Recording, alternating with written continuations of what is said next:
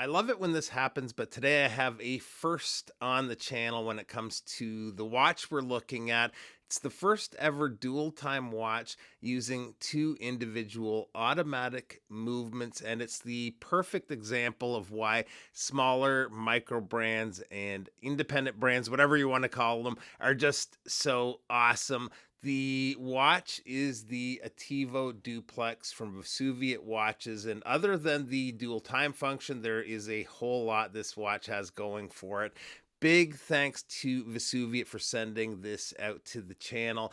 They did send this for free and it does not have to be returned. I just want to be 100% transparent with you. But like always, they have no say when it comes to the content of today's video. So let's get to it and take a look at the watch.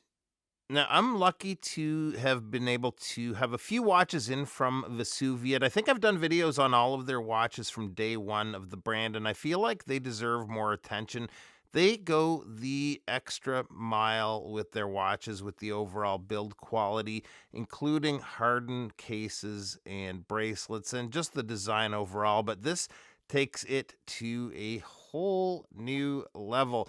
The dial, first of all, when I saw it in the metal, is just gorgeous. And the fact that this thing houses two automatic movements and is still such a wearable size is just awesome to me.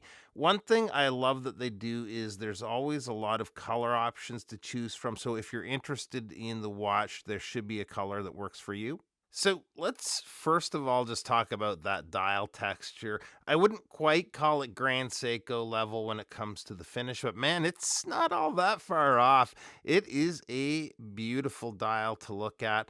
In the upper right area is the Vesuviate logo, and Vesuviate below that. Then in the lower left is Attivo automatic and the water resistance. And all the print work and the logo is slightly raised above the texture of the dial.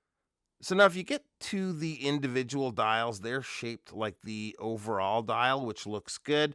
The smaller dials have a sunray finish, so this thing is just so dynamic when it comes to light play. And even though everything is miniaturized on those dials, it's actually pretty easy to get the time.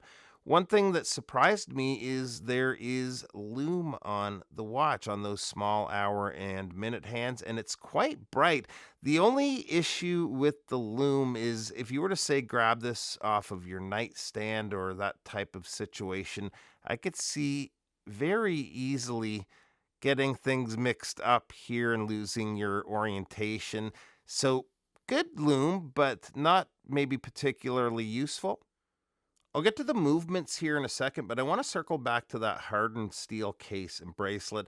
The steel is heat treated to a hardness of 1100 Vickers, which is going to help with scratch resistance. And you're going to want that with that polished bezel, the center links here on the bracelet, and the mirror finished clasp. And I mean mirror finish.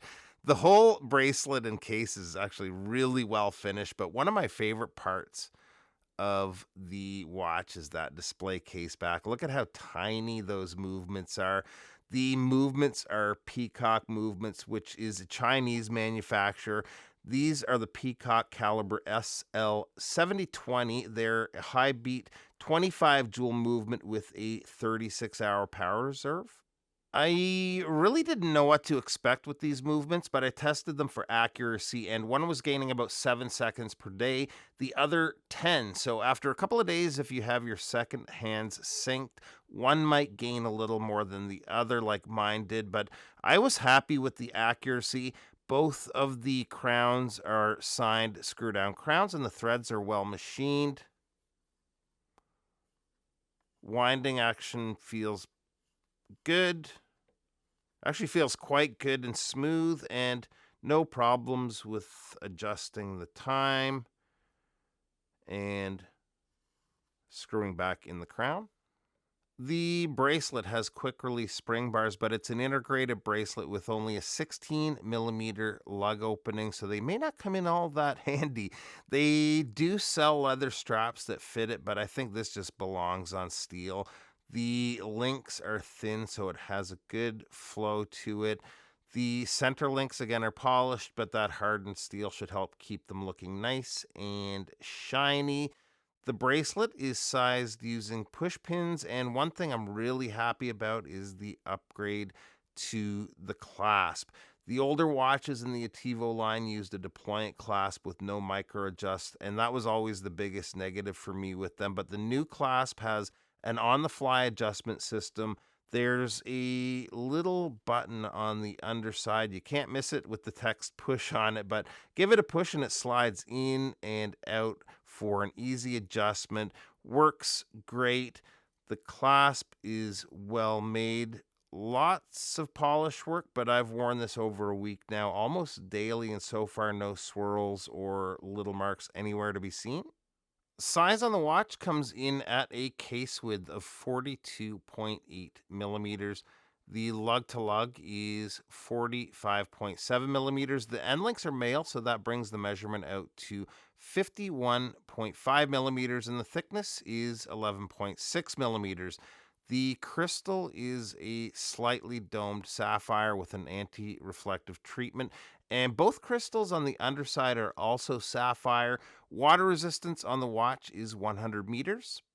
And here it is on my 7.25 inch wrist. And one thing I love about it is a lot of watches with things like this, dual time, dual movement, all that would normally feel delicate, but not the case with this watch at all. Not sure the technical details, but they describe the movements as having a shock protection system. So it gives at least some comfort there, but also that hardened steel, the 100-meter water resistance. It feels like a really robust watch with a solid build quality.